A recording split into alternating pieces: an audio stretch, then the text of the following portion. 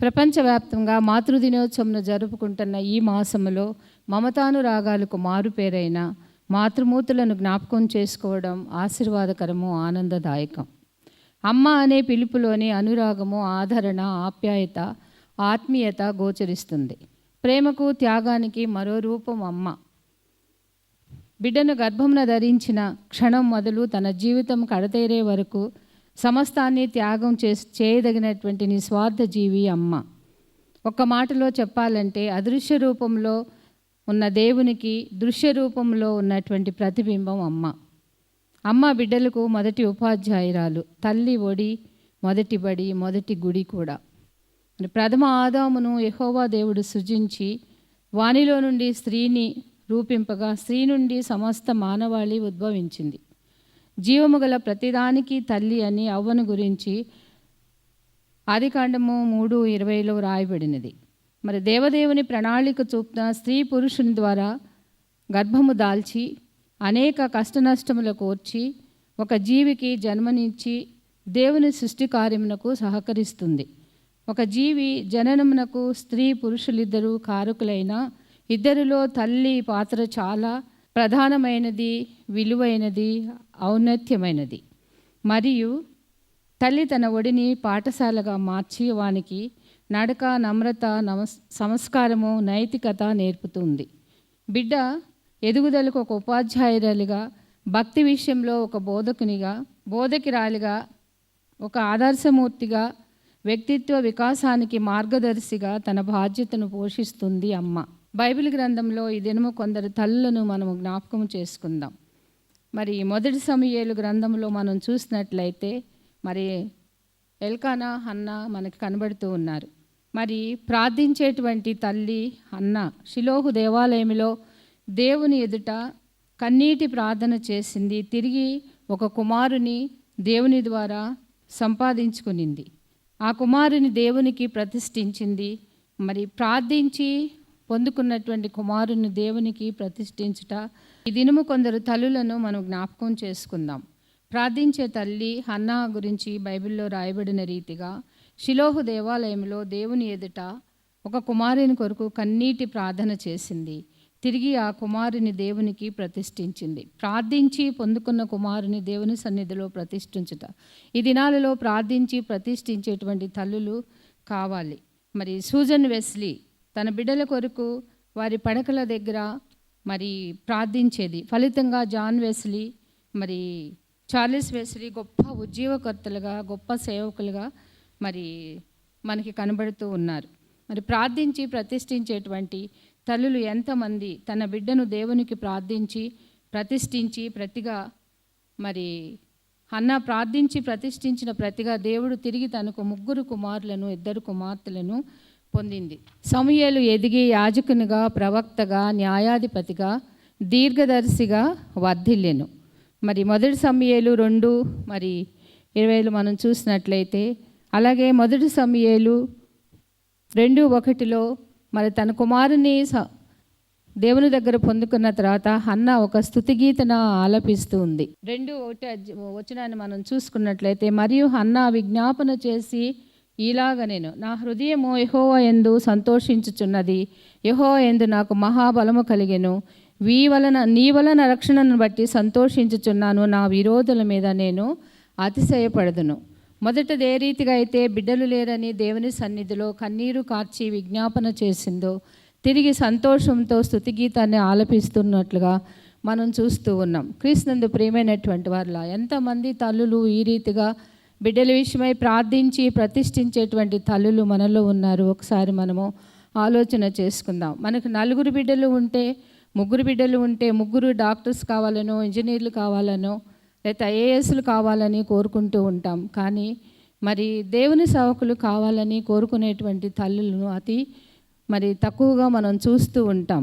మరి ఒక తల్లి నాతో చెప్పినటువంటి ఎగ్జాంపుల్ ఒక మాట, అమ్మ మరి మొదటి కుమారుడు డాక్టర్ అయినాడు, 2వ కుమారుడు ఇంజనీర్ అయినాడు, 3వ వాడికి అంతగా చదువు అబ్బటలేదు కాబట్టి ఈయనని దేవుని సేవకు ఇవ్వాలి అని అనుకుంటూ ఉన్నాను అని చెప్తూ ఉంది.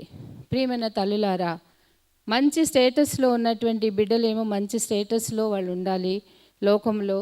చదువు రాకుండా మరి పనికిరానటువంటి వారిని దేవుని సేవకు ఇవ్వాలి అనేటువంటి మరి ఉద్దేశాన్ని కలిగి ఉంటూ ఉన్నాం. శ్రేష్టమైన దాన్ని మనం దేవునికి సమర్పించాలి. రెండవ తల్లిగా మనం చూసినట్లయితే నిర్గమాకాండము 6:20లో యెకోబెదు మనకు కనబడుతూ ఉంది. అమ్రాను భార్య యెకోబెదు. ఈమె తన 3 బిడ్డలు అహరోను, మిరియాము, మోషే తన తల్లి వీరికి జన్మనిచ్చి మరి గొప్ప ప్రయోజకులుగా పెంచటం మనకి వాక్య భాగంలో మనం చూస్తూ ఉన్నాం. అహరోను యాజకుడు, మిరియాము ప్రవక్తి, మరి మోషే మరి ఇశ్రాయేల్ నడిపినటువంటి ఒక గొప్ప నాయకునిగా మనం చూస్తూ ఉన్నాం. రాజాజ్ఞకు భయపడక విశ్వాసంతో 3 నెలలు మరి మోషేను పెంచింది. మరి హెబ్రీ 11:25 మనం చూసినట్లయితే she could see a great leader and redeemer in Moses. మరి తన 3 పిల్లలను దేవుని సేవకులుగా సమర్పించినటువంటి తల్లి మిరియాము, అహరోను, మోషే విశ్వాసంతో దేవుని యందు భయభక్తులు కలిగినటువంటి బిడ్డలుగా పెంచింది తల్లి అయినటువంటి యెకోబెదు. ప్రాణాపాయ పరిస్థితులు, ప్రతికూల పరిస్థితులు, రాజాజ్ఞకు భయపడక దేవుని యందలి విశ్వాసముతో మరి జీవించారు. మోషే ఇశ్రాయేలును నడిపించుటకు ప్రవక్తగా దేవుని ధర్మశాస్త్రాన్ని తీసుకొని వచ్చి 40 సంవత్సరాలు అరణ్య ప్రయాణము నడిపింపు ఎంత సాహసోపేతంగా నడిపించినటువంటి నాయకుడిని మనం చూస్తూ ఉన్నాం. సొంత బిడ్డకు దాదిగా మారి కూలికి పాలిచ్చి పెంచిన యెకోబెదు బిడ్డను కాపాడుటే కాక మరి మోషే రూపంలో ఒక మంచి నాయకుడిని ఇశ్రాయేలు ప్రజలకు అందించింది.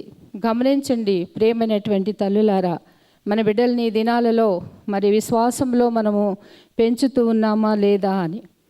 మూడవదిగా మరి క్రొత్త నిబంధనలో మరి యేసు శిష్య బృందంలో అగ్రగణ్యులైనటువంటి తన కుమారులు 2 పరలోక రాజ్యంలో ఉండాలని కోరుకున్నటువంటి జెబెదయి కుమారుల తల్లి సలోమిని మనం చూస్తూ ఉన్నాం.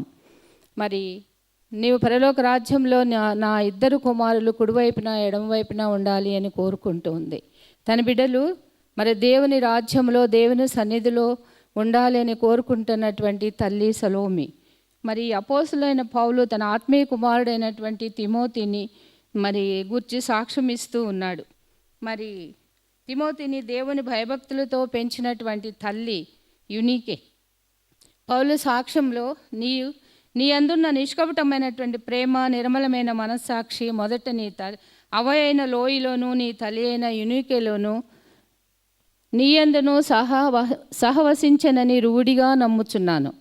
పైన చెప్పబడినటువంటి ఆదర్శమూర్తులైన మరి మూర్తులను తల్లులను జ్ఞాపకం చేసుకొని ఉన్నాం. మాతృమూర్తుల ప్రేమ, త్యాగము, ప్రార్థనా శక్తి వారి బిడ్డల ఆత్మీయ జీవితాన్ని ప్రభావితం చేశాయి. మరి సామెతలు చూసినట్లయితే సామెతల గ్రంథంలో నా కుమారుడా నీ తండ్రి ఆజ్ఞను గైకొనుము, నీ తల్లి ఉపదేశమును త్రోసివేయకము అని చెప్తున్నాడు మహాజ్ఞాని అయినటువంటి సొలొమోను. అలాగే నిర్గమాకాండము 20:12 వచనంలో మనం చూసినట్లయితే మరి నీవు దీర్ఘాయుష్మంతుడు వగనట్లు నీ తండ్రిని నీ తల్లిని సన్మానించుము. ఇది మరి ఒక కండిషన్తో కూడినటువంటి ఆజ్ఞను మనము చూస్తూ ఉన్నాం. బైబిల్ గ్రంథంలో నీవు లేచి మొదటి జామున నీళ్లు కుమ్మరించినట్లు ప్రభు సన్నిధిని నీ హృదయమును కుమ్మరించుము. నీ పసిపిల్లల ప్రాణము కొరకు నీ చేతులను ఆయన తట్టు ఎత్తుమని విలాప వాక్యములు 2:19 మనం చూస్తూ ఉన్నాం. పైన వాక్యానుసారంగా చరిత్రలో గమనిస్తే ఎందరో తల్లులు తమ బిడ్డల కొరకు దేవునితో పెనుగులాడిన అనుభవాలను గమనిస్తే మరి జాన్ న్యూటన్ అనేటువంటి భక్తుడు చెప్తూ ఉన్నాడు, మా ఇంటిలో గడియారం లేదు, వేకువనే నా తల్లి లేచి వేదనతో మూలుగులతో మరి చేసేటువంటి ప్రార్థనలు నన్ను మేల్కొల్పేది. ప్రార్థనలో ఆమె కన్నీళ్లు ధారలు కట్టేది అని తన తల్లి గురించి సాక్ష్యం ఇస్తూ ఉన్నాడు. మరి డిఎల్ మూడీ భక్తుడు చెప్తున్నటువంటి మాట, నా తల్లి లాంటి తల్లి ప్రతి ఒక్కరికి ఉంటే ఈ లోకంలో చెరసాలలు అవసరము ఉండదు అంటున్నాడు. అలాగే మరి సెయింట్ అగస్టీను, నా తల్లి కన్నీటి ప్రవాహంలో నేను పరలోకమునకు కొట్టుకొని వచ్చి తిని అని చెప్తూ ఉన్నాడు. క్రీస్తునందు ప్రియమైనటువంటి తల్లులారా, అనేక మంది భక్తుల జీవితాల వెనుక వారి యొక్క తల్లుల ప్రార్థనా జీవితాన్ని వారి సాక్ష్యంగా వారు వివరిస్తూ ఉండగా, ఈనాడు మన ప్రార్థనా జీవితము మన బిడ్డల పట్ల మనం ఎలాగూ ఉన్నాము, మన ప్రార్థనా జీవితం ఎలా ఉంది, ఏ రీతిగా మనం దైవికమైనటువంటి బిడ్డలుగా దేవుని సన్నిధిలో మన బిడ్డలను మరి పెంచుతూ ఉన్నామా లేదా అని ఒకసారి మనం జ్ఞాపకం చేసుకుందాం. ఈ బెంగాలు ప్రాంతంలో 1943 సంవత్సరము ఈ కరువు సమయంలో ఈ మాలిని అనేటువంటి ఒక కుటుంబము అక్కడ నివసిస్తూ ఉండేది. ఆమె తన మనముడితో ఒక కథ చెప్తూ ఉంది, వారు జీవించినటువంటి విధానము. ఆ సమయంలో మరి ఎలా ఉండేవారు ఆ కరువు సమయంలో అని తన పిల్లలకు చెప్తూ ఉంది. వారిది చాలా నిరుపేద కుటుంబము. తినడానికి మరి కేవలము గంజి జావ మాత్రమే వండటం చేత వారు ఆకలితో చాలా కష్టపడుతూ ఉండేవారు. మరి చాలా అరుదుగా ఆమె తండ్రి తాను మరి ఈ యొక్క చేపలు ఫిషర్మ్యాన్గా వెళ్ళి చేపలు పట్టుకొని తాను పట్టిన చేపలను భోజనం కోసం ఇంటికి తీసుకొని వచ్చేవారు. మరి ఆ తీసుకొని వచ్చినటువంటి చేపలను చూసి వెంటనే ఆమె తల్లి, నాకు ఆ చేప తల ఇవ్వండి, నాకు ఇదే చాలు అని బిడ్డలకి చెప్తూ ఉండేది. ఎందుకంటే చేప అంతటిలోనూ అదే రుచికరమైనది.